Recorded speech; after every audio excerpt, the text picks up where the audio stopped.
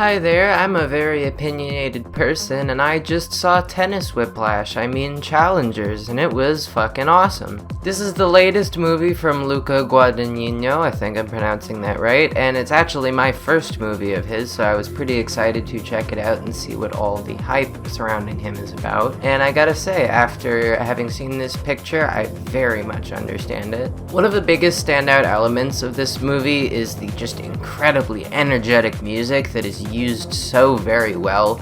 It's composed by Trent Reznor and Atticus Ross, who are the same composers as a lot of David Fincher movies. While the instruments used and general sound of the score are somewhat reminiscent of their work on Fincher's movies, generally speaking, how the music's used and the actual composition itself sets it apart pretty well. And this music especially helps with the pacing of the movie, which is just fucking perfect. This movie flows smooth as butter from start to finish, and on top of that, the non-chronological storytelling is actually so clever. There's a lot of moments, like for instance, a part where Zendaya says something along the lines of, "Oh, you two guys are on opposite sides of the draw, so you're only gonna face each other if you're both in the final."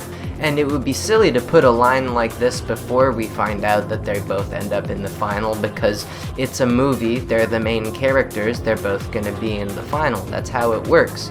But the movie doesn't try and do any sort of suspense or try to surprise you with what we all know is coming. And since it's non-chronological, the fact that they're both in the final at the end is established before we get this information. So instead of it just being an eye-rolling moment where we're supposed to go along with some suspense that we know is artificial, it's instead a moment to recontextualize some of the later and earlier scenes in the movie. It's really fucking smart. There's also a lot of purposeful reincorporation, although I can't go into a ton of depth without just straight up spoiling parts of the plot.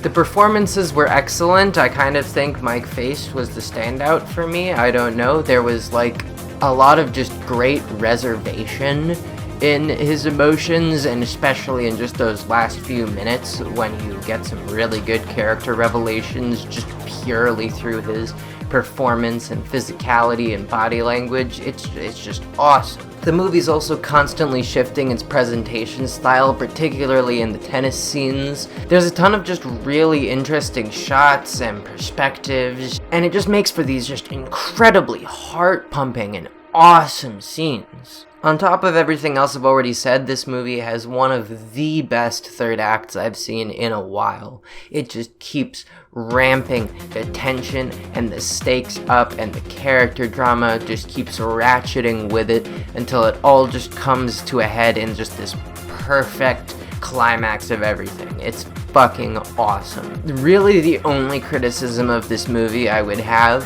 is that it kind of expects you to have some sort of pre-existing knowledge of tennis and tennis culture and how the game of tennis is scored, which could be I don't know.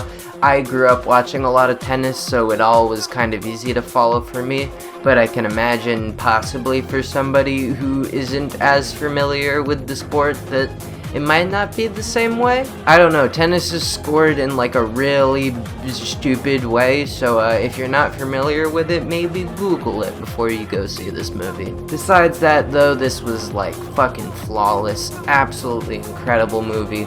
My favorite of the year so far, without question, and really the biggest reason I'm making this video is because not enough people like this movie, which is just baffling to me. Everybody was grumbling when I was leaving the theater after seeing it, and online it's got an entire letter grade lower than Godzilla x Kong on CinemaScore. That's not okay, America. But yeah, this was an awesome movie. I highly recommend it, and you should definitely check it out. I'm giving it 4.5 stars, maybe it's 5 stars? I don't know, I need to watch it again.